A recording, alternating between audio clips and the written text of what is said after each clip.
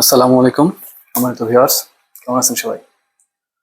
সবার অনুরোধের প্রেক্ষিতে আরো একটি নতুন ভিডিও নিয়ে আসলাম। তা হলো আসন্ন ফ্যামিলি কার্ড শুমারিতে সুপারভাইজার এবং তথ্য সংগ্রহকারী পদে যে ভাইভা পরীক্ষা হবে বা মৌখিক পরীক্ষা তার প্রশ্ন সম্পর্কে। আচ্ছা, প্রথমে আসি। প্রথম কথা হলো আপনার ভাইভা কারা নেবে সেই সম্পর্কে আপনার একটা ধারণা থাকতে হবে। আপনার ভাইভা নেবে উপজেলার কর্মকর্তারা, অর্থাৎ ম্যাক্সিমাম যারা বিসিএস ক্যাডার অথবা নন ক্যাডার।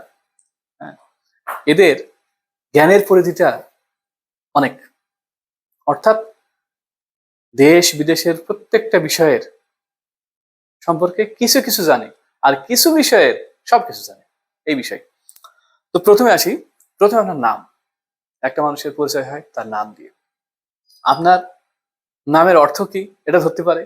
আপনার নামের সাথে বিখ্যাত কোনো ব্যক্তি যদি দেশে বা বিদেশে থাকে সে সে সম্পর্কে প্রশ্ন হতে পারে। তারপর আসলে আপনার গ্রাম, আপনার ওয়ার্ড, আপনার মৌজা, আপনার ইউনিয়ন, আপনার উপজেলা, এমনকি জেলা, এর যারা বিখ্যাত ব্যক্তি আছে এগুলা জানবেন।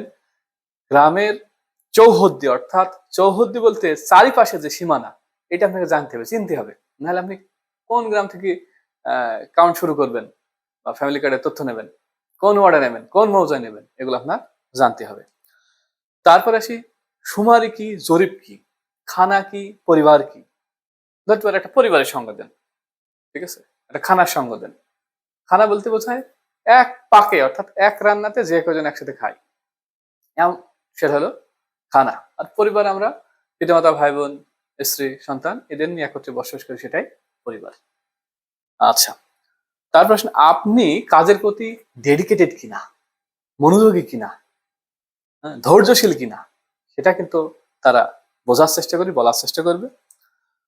আরেকটা আসে আপনার সাবজেক্ট, আপনি কোন সাবজেক্টে পড়ছেন। ধরেন আপনি সুপারভাইজার পোস্টে পরীক্ষা দিচ্ছেন, আপনি বাংলাতে অনার্স করছেন, বাংলায়। তাহলে এবার বাংলা যদি অনার্স হন তাহলে আপনার সাবজেক্ট সম্পর্কে কিছু ধরবে।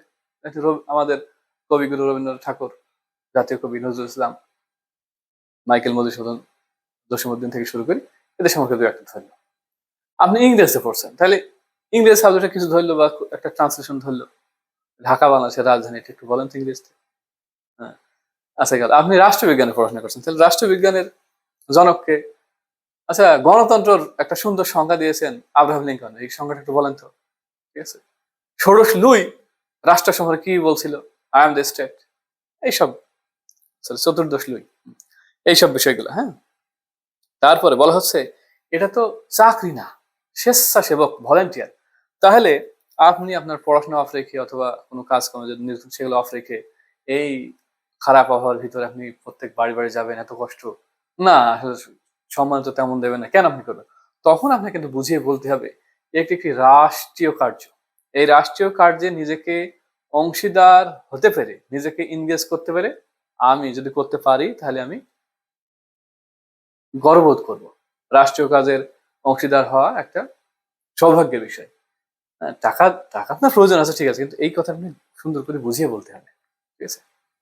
আচ্ছা, যেহেতু ফ্যামিলি কার্ড একটা রাষ্ট্রীয় কল্যাণকর, অর্থাৎ চরম একটা কল্যাণকর বলা হয়, ফ্যামিলি কার্ড কিন্তু বিএনপির ট্রাম্প কার্ড ছিল। যাই হোক, এটার ভালো উদ্যোগ নিয়েছে সরকার। তারপর আসেন, বলা হলো আপনি বললেন আপনি তো এসএসসি পাস বা এইচএসসি পাস। হ্যাঁ, এসএসসি এর ফুল মিনিংটা কি বলেন তো, বা এইচএসসি এর ফুল মিনিংটা কি বলেন তো? হ্যাঁ, secondary school certificate, higher secondary certificate, এগুলো কিন্তু আপনার জানা থাকতে হবে। এবার হলো ভাই বোর্ডে চুপ থাকবেন না, তারা প্রশ্ন করবে যে সাধারণত তিনজন থাকবে ভাই বোর্ডে, একটা বোর্ডে তিনজন থাকবে, আমি যতদূর খবর নিয়েছি তিনজন করে গঠন হবে ভাই বোর্ড। তিনজন, যে ব্যক্তি আপনাকে, যে অফিসার আপনাকে প্রশ্ন করবে তার চোখের দিকে তাকিয়ে, তার দিকে তাকিয়ে প্রশ্ন উত্তর দেবেন।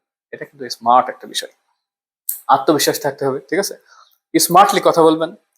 আপনার কোনো যদি মুদ্রা দোষ থাকে, মুদ্রা দোষ বোঝেন, এই ধরেন অনেক কিছু মাথা চুলকায়, দায় চুলকে আছে, কথা বলতে দায় চুলকে আছে, ঠিক আছে।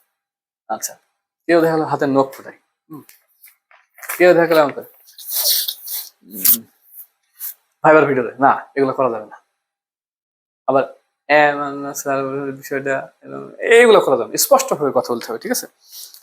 আর চাকরি কতদিন তো আপনারা জানেন, কতগুলা হাউস হোল্ড। এবার বলবে যে আপনাকে তো প্রায় কতদিনে 650-700 ফ্যামিলির তথ্য নিতে হবে, আপনি কি পারবেন? তখন যদি বলেন, স্যার আসলে পারবো কিনা, এরকম না, ইয়েস আই ক্যান। আচ্ছা, তো এই মোটামুটি আমাদের এ ছিল ভাইয়া। আর পোশাক, হ্যাঁ ভাইয়া একটা বিষয় হলো পোশাকটা আপনারা অবশ্যই একটু পরিপাটি করে যাবেন, নিজের চুল দাড়িগুলো একটু সুন্দর করে যাবেন যারা পুরুষ আছেন। একটা সুন্দর শার্ট পরে ড্রেসিং করে গেলেন, হ্যাঁ। আপনি যে ধর্মের মানুষ সেই ধর্মের অনুযায়ী দেখা গেল সালাম আদাব দিলেন। আর মেয়েরা দেখছি থ্রি পিস যদি পরে, যারা বোরকা পরে যাচ্ছে হয়তো বোরকা পরে গেল। ভাই বোনের সাধারণত নিয়ম হলে মুখটা অন্তত খোলার, আপনাকে ওই ছবি দেখে চেনার একটা বিষয়। তবে ভাই বোন যদি এটা অ্যালাউ করে যে আপনি মুখ বেরিয়ে ভাবে দেন, তাও হয়তো অসুবিধা হয় না। তারপরে মুখ খোলাটাই বাংলাদেশের প্রেক্ষাপটে নিয়ম। আর যারা শাড়ি পরে যাবেন অবশ্যই একটু মার্জিত, হ্যাঁ, এই করে যাবেন, পোশাক আশাক শালীন পোশাক করবেন, এটাই আপনাদের প্রতি প্রত্যাশা। হুম। আর গত ভিডিওতে আমি অনেকগুলাই বলেছি, আজকে আর এর বেশি কিছু প্রয়োজন নেই। যা বললাম একটু ভেবেচিন্তে উত্তর দেবেন। হুম। সুন্দর মতো উত্তর দেবেন। আর আপনি যে ডেডিকেটেড পারসন, আপনি যে পারবেন, এটা একটু বোঝাবেন।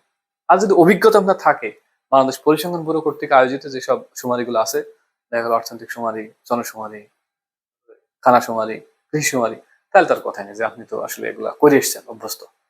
ঠিক আছে, আজকের মতো এখানেই। পরবর্তী ভিডিওর দেখার আমন্ত্রণ জানিয়ে আজকের মতো এখানে, আল্লাহ হাফেজ।